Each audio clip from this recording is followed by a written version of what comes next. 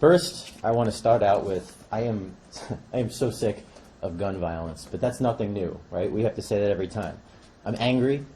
As a mayor and as a father of 2 young people in the same age range as those who were wounded and killed the other night, this infuriates me. Early Sunday morning, we saw in Lansing what we've been seeing nationwide. Less now since the pandemic, but still seeing it. Our youth armed to the teeth shooting at each other when they have beef with each other. And it has to stop. First, I want to thank all of those that jumped in immediately to help. Lansing Police, certainly, and we'll get into that. Advance Peace, Pray, Lansing Empowerment Network and Lansing 360, and so many others who we don't know about, but they acted to help. All trying to prevent any further violence and concerned about the impacts of all of this on our youth. I want to assure all of our residents that this was an isolated incident and that Lansing Police are all over this and using every tool at their disposal. I'm calling on a whole variety of people to help out. I call on our federal government to step up and provide us with the resources to do more. I want to thank President Biden's team for reaching out yesterday and offering up resources from the White House Office on Gun Violence. We'll be having more conversations on this, and I've taken them up on their offer. And I've spoken to Congresswoman Slotkin and Senator Peters' offices as well. But Congress can't sit on their hands any longer and say that people kill people, not guns. Kids have been fighting forever. That's not new. They have arguments or beef or whatever you want to call it. But now they have access to guns and they are using them to tragic ends. That's the difference. That's the new piece of the equation, and our federal government needs to protect our safety and our future as much as they protect the Second Amendment. Guns empower youth to act deadly and are the leading cause of death for young people. These are our youth, our children, our future. Congress must act and pass common sense gun reforms. I also call on our state government to do more. I am extremely thankful for the safe storage and red flag laws. These will make sure that we have some of the tools needed, and we'll use them here if we can. But we need to do more to ensure that kids can't get guns. There needs to be greater consequences for those that lose their gun or allow their gun to be stolen. If the state doesn't want to do this, then let the cities do it with local control. And if people don't like stronger gun laws, then they can vote with their feet and live somewhere else. Lansing needs the tools to keep the bad actors out of our city. And we need more money for cops.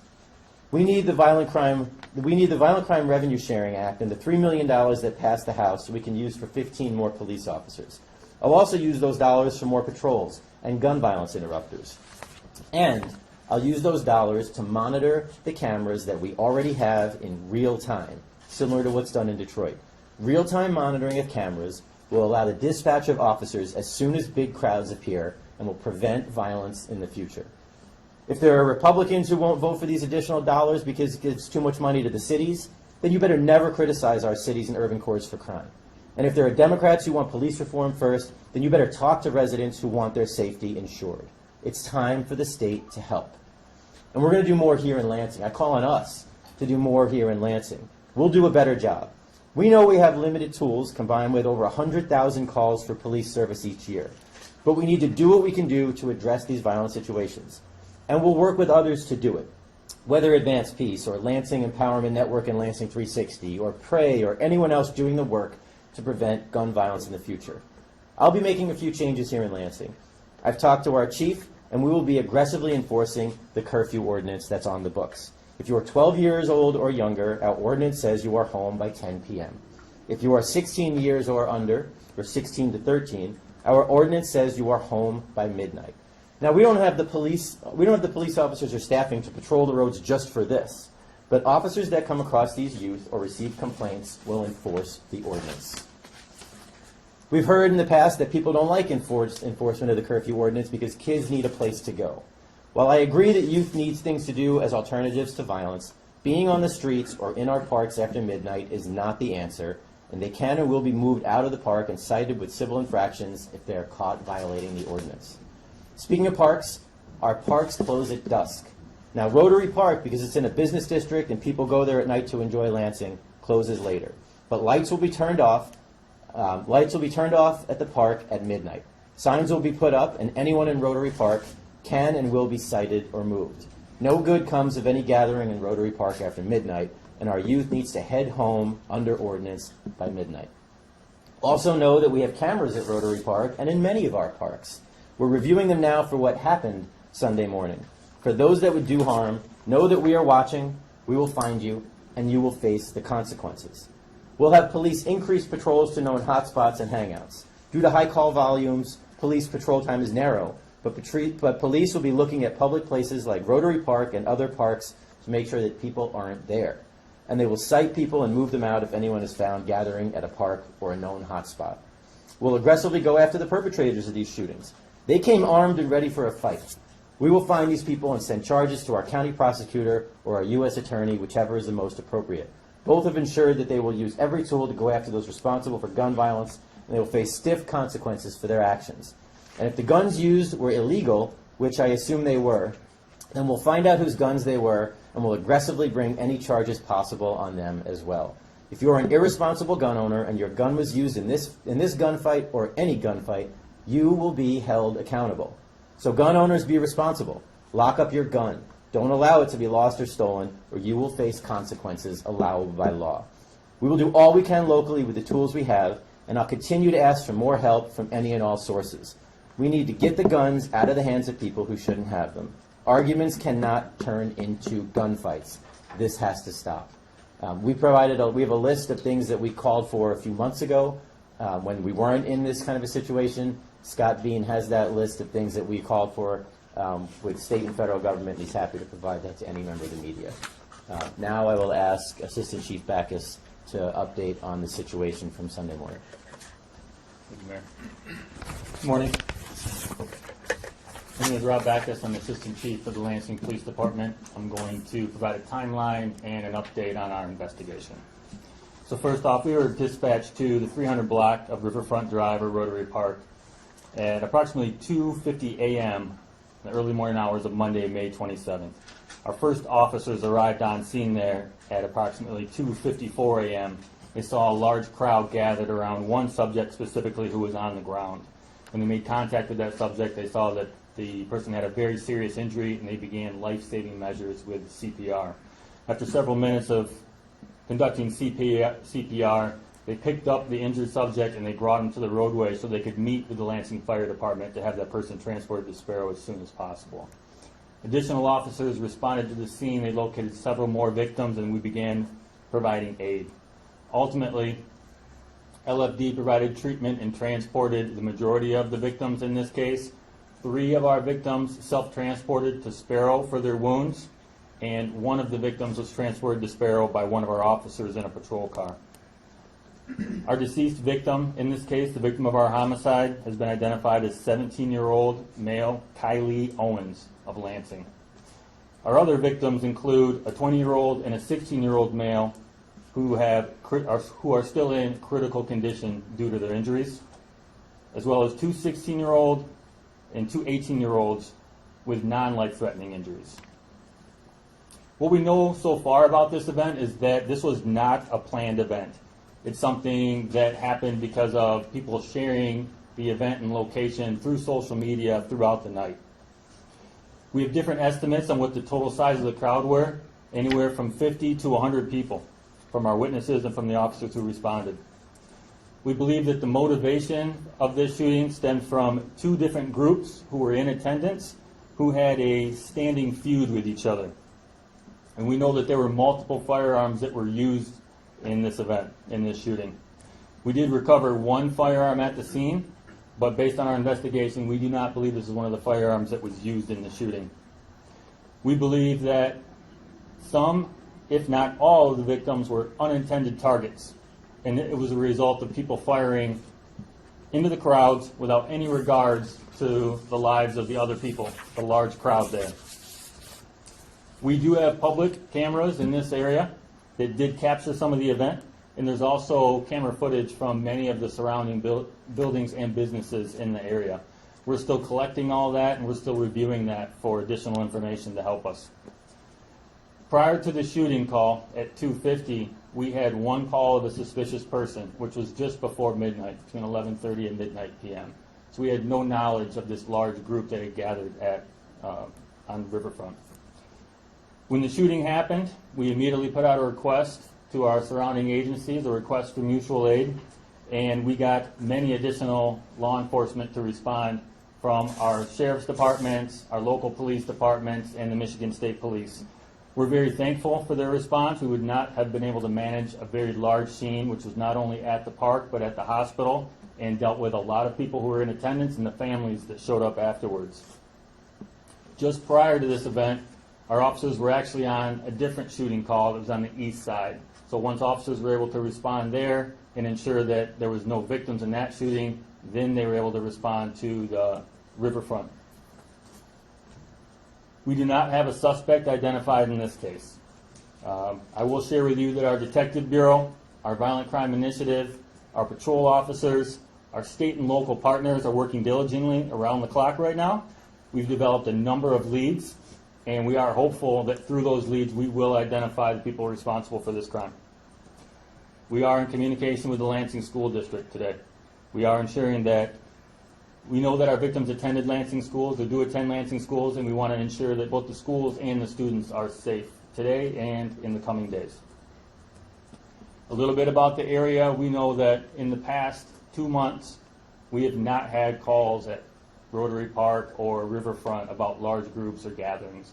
We've had approximately 9 calls. Those calls have been mainly for a suspicious vehicle or a suspicious person who was there after hours. We had 1 call of a shot being fired in that area in the past 2 months. We weren't able to actually find any evidence of a shooting happening there. We know that from these events, our community is tired of these violent crimes occurring. And we have seen evidence that our community specifically is ready to do something about this. We've seen efforts focusing on violence interruptions, and we have a new initiative with the Lansing 360 group that meets regularly several times a month, that brings together our nonprofit groups, our law enforcement, our community stakeholders, our faith-based leaders, and it's all about finding solutions to our violent crime. We saw them in action yesterday, and I expect them to be present in the coming future as we start dealing with the aftermath of this event. But what we need right now is we need our citizens and our community to come forward with more information. We know that in this day and age, there's people that have videos on their cell phone, pictures, and we need that shared with us. We also know that with a group that was so large, that there's a lot more witnesses that have not come forward. So we're calling on those people, but more specifically, we're calling on the parents who have this information, who know their children were there, who are getting this information now after hours and days after the event has happened, that they need to contact us. And you can contact us through our general number for our investigations division, but you can also contact us on social media, and you can contact Crime Stoppers also. The time is right now to do what's right, and we know that with our community involvement, that we will be able to identify the people responsible and hold them accountable. Chief? Well, not much more needs to be said than was said by Chief Backus and the mayor, but I will go into a little bit of detail on what we're going to do moving forward with the police department over the summer. We know that we have a problem we have to address, and how we're going to do it is multifaceted. We were going to get into some more special events, special enforcement efforts. Mayor mentioned that we're going to start taking more enforcement on curfew. We're going to be taking more enforcement on gatherings in parks and in parking lots. I've been met with criticism in the past about breaking up these events because people need a place to congregate, but that time is past. We are going to take enforcement on this, and we're going to be very aggressive on it. Thank you again. Chief Backus mentioned our disruptors, Lansing 360, our clergy members who have been very, very vocal and supportive of us in these efforts. We will be dedicating more patrols to these identified areas of issue that we have in the city. We mentioned cameras. We will be adding additional cameras with people monitoring these cameras as soon as possible. I also want to, as a reminder, remind everybody out there that we just stood up with our Assistant U.S. Attorney last week about federal prosecution when involving crime guns. I just want to remind everybody out there that decides to pick up a gun to solve a problem that those people will come and we will hold you accountable for it.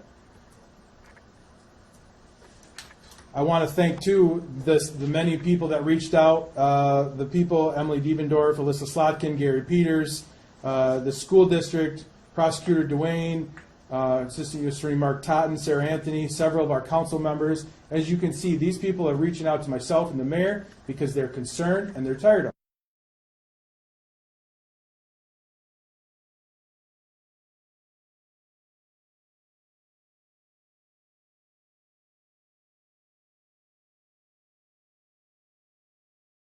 People there, 50 to 100 people, some young people.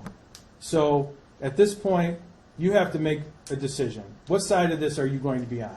Are you going to be on the side that doesn't say anything, or are you going to take a stand so we stop this nonsense? And he touched on it too about the parents. What side of this are you going to be on? So I call on the kids and the young adults that were there to make a decision and pick a side. And I also call on the parents and friends that know about what happened there. What side of this are you going to be on? Because you're either going to do something about it and help us out, or you're going to sit back and this is going to continue. That's all I have to say. Questions? Who's selling for Pine Bee's name? I have it. She'll get that to you. All right. The two, Larry, you mentioned the victims weren't necessarily intended targets. I'm wondering, were they there as part of the groups? Do you know, or what do you know about? We don't know who was there and who came there.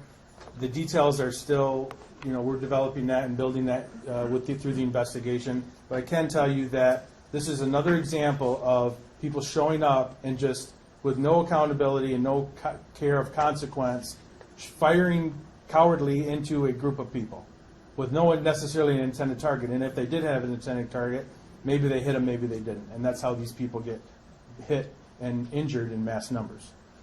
Did the gathering start, from what you understand, as an intended beef, or did it become that? Like you mentioned the social media posts. What can you tell me about that? We believe right now is that this just happened as a gathering of teenagers. And that when two sides showed up, they were the ones that brought the problems. A very small percentage of this group had guns and caused this problem. The vast majority of people there were not there because there was some type of arranged fight. This was just a social gathering that was shared through social media. Can we say how many shots were fired? And then the second question would be, I had heard that there may have been the sheer clip to turn an automatic or semi-automatic into an automatic pistol. Do we know if that is the case? We can't confirm right now how many total shots were fired, and we also can't confirm what type of weapons and specifics about the weapons were involved in this. Do you have a specific number of suspects that you're searching for? Like I said, we can say right now that there were two different firearms, evidence of two different firearms at the scene, but not more than that. There could potentially be more, can't say. Were both of those firearms discharged that you know of? Yes, that's how we're determining from the shell cases that we found that we can confirm there was two different types of firearms used. The curfew enforcement, could you talk more about that, when that will begin, and what people under 16 can look forward to? Immediately. That will begin immediately. There's not going to be any pause in that. This is why we're doing this press conference, put everybody on notice that starting right now, this summer, we are not going to have any leniency on our curfew or parks after dark, or any of those ordinances that we can take enforcement on. We have to find a way to curb this, and this is one of our efforts. I'll add in, this is an ordinance that's been on the books. We have tried to be lenient because the questions were, can youth gather and what makes sense and what doesn't. But there's no reason for youth to be gathering after midnight at this point. We're going to enforce the ordinance, and honestly, we'll probably take a look at it and see are there tweaks that should be made. I've had several council members reach out who said, please let us know how we can help. Chair of the Public Safety Committee, Chairman Cost, our council leadership, Councilman Garza, Councilman Hussein, they've all reached out to say what can we do. So council is ready and willing to look at that and to adjust, as are we. But at this point, we've tried to be good and to be lenient, but that ends, and LPD will be enforcing that as they come across these situations. Of what you've been able to review so far with the cameras, what did they capture? It did capture portions of the event. I'm not going to go into specifics actually of what we saw, and we're still collecting, we're still reviewing. We expect a lot more to come out of the video surveillance. And again, I can't stress enough how important it is for people that have captured video of this event to share it with us. And then one last question. There's a bicycle group that says they're going to avoid Rotary Park now because of crime. I guess how would you guys respond to those concerns? Well, it's a concern, and it's not an invalid concern. But I can tell you that I want to assure everybody in the city of Lansing that we are stepping up our enforcement. My priority is to make sure that this city is safe, and that's my responsibility. And we will be working day and night. All of our officers, our detectives, our violent crime initiative folks, our partnerships with the state police, the FBI, ATF, we are all in on this, and we will make this city safe so that groups like that feel safe to ride their bikes down the river trail and be at the parks. Let me jump in. I would encourage them not to be at the park at 3 in the morning. Rotary Park is a wonderful place. It's somewhere that I go all the time. You go to Lansing Shuffle and have a meal and sit down at Rotary Park. I go there if I just need some time to clear my head. It's downtown. Rotary Park is a wonderful place. This one 3 a.m. incident doesn't make the park unsafe. That park is safe. That park has a lot of people there. So for this bicycle group or anyone else, I would encourage you not to be there at 2:50 a.m. Don't be there after midnight. But before that, there is a ton of things going on. We have concerts. We have incredible food. We have programming. There's lots of things going on. And I will tell everybody, Lansing is safe. This is not something that should tell people to stay away. These are incidents that have happened all over the country, and it's a terrible incident, and we will take steps to stop these things from happening. But Lansing is safe. And don't be there at 3 a.m. That's what I would say. But come when you're supposed to, and it's a lot of fun, it's enjoyable, it's an amenity, and it's something that we are very proud of. Yeah, and I would add to that this doesn't define Lansing or our parks. I mean, we have a very great park system and many, many parks in the city. One incident like this happened to be at a park doesn't mean that our city parks are unsafe, especially that one. Any other questions? Yes. Are all the victims Lansing School District students? Not all of them.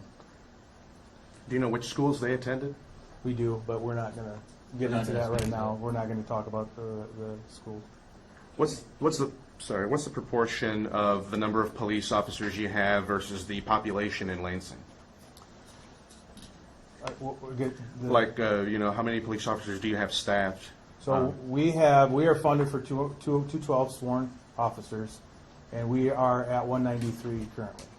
But we are working very hard, and the mayor has approved above and beyond that number just to alleviate the problem of retirements and injuries and stuff like that, so that we're fully staffed to that 212 number at any given time throughout the year.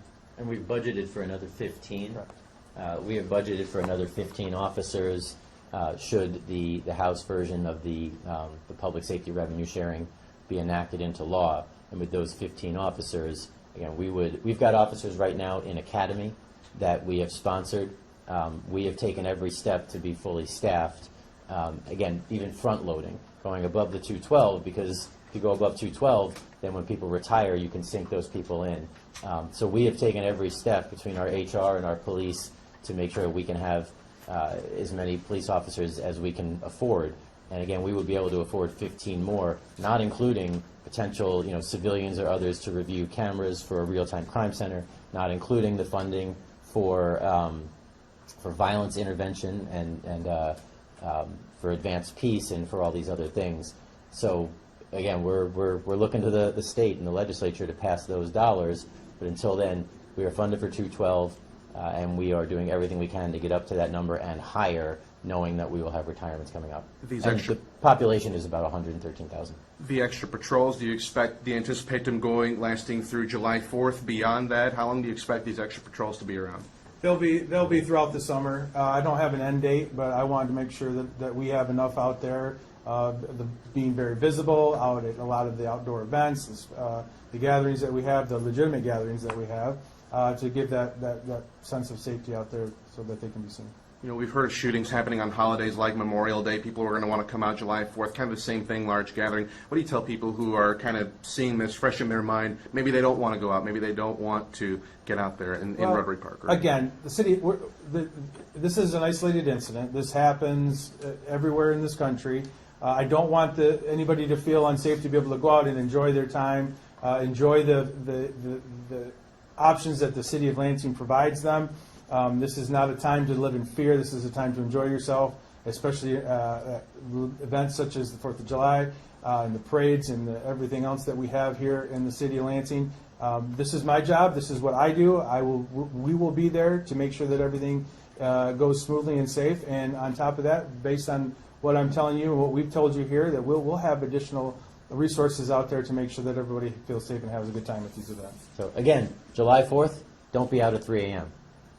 That doesn't, the closure of the parks and the curfew and all that doesn't end on July 4th. That continues. So July 4th, come out for our parade. July 4th, come to Riverfront Park and check out an incredible concert. Check out our fireworks, which will go off at 10 or 10:15, somewhere around there. And then go home. That's the answer. We are safe. We are ready. We understand that people are coming, and we welcome people. There's no lug nuts game this year, sorry.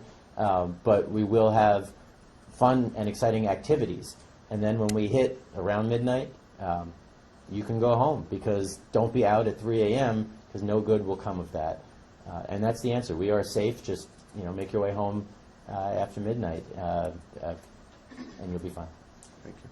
I'm wondering if any of you guys can talk about the role, if any, that social media might have played in this incident, either in the initial social gathering that happened before the shooting, or as a means of communication between suspects, gang members, whatever. Social media plays a huge part in this.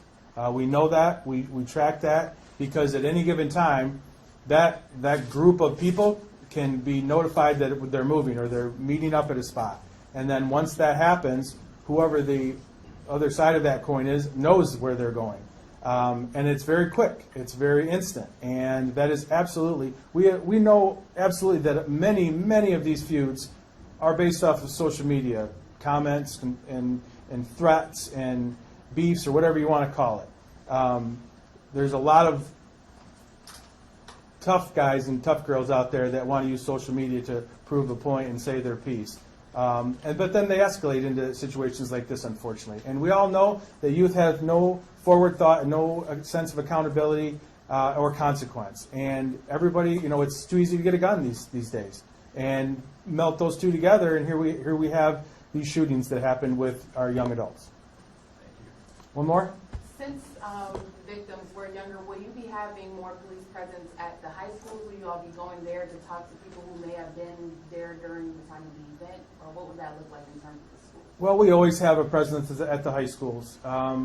We are always there. We're very involved in the high schools. We're very involved in our schools in general, Lansing School District. Superintendent is very supportive of us being within the schools, and so is their board.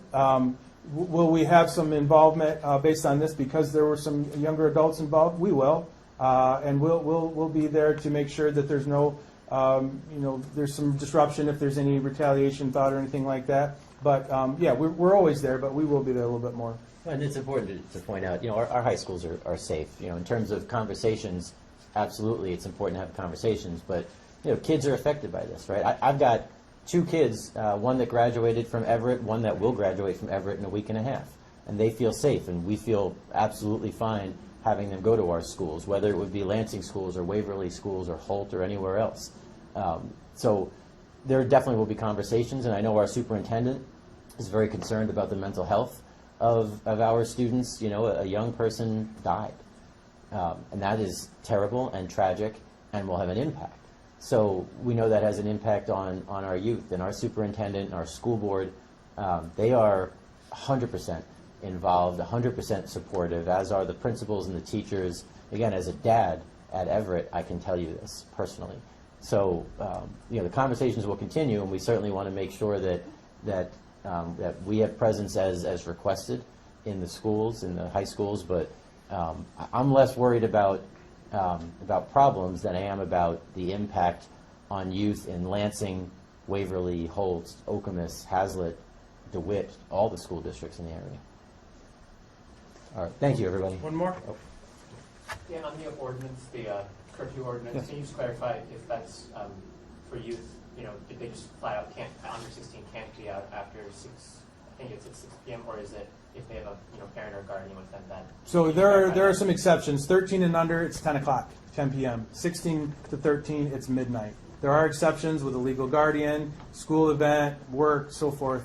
But obviously, that's part of our job is to determine whether or not that's a legitimate exemption. So We can get you the ordinance. Yes. It's, actually, I have it written down. It's 650.01 is our curfew ordinance. So there are exceptions for, like you said, if you're with a parent, if you're on the sidewalk of your residence, or the neighbors, so long as the neighbor doesn't object, returning home by direct route from school activity. Again, there are a variety of exceptions that are common sense exceptions, but there's not an exception to being at a park at 3 a.m. for any additional questions and any spellings or anything like that, please contact Jordan Galkus, and she will get you that information. All right, thank you. Thanks, everyone.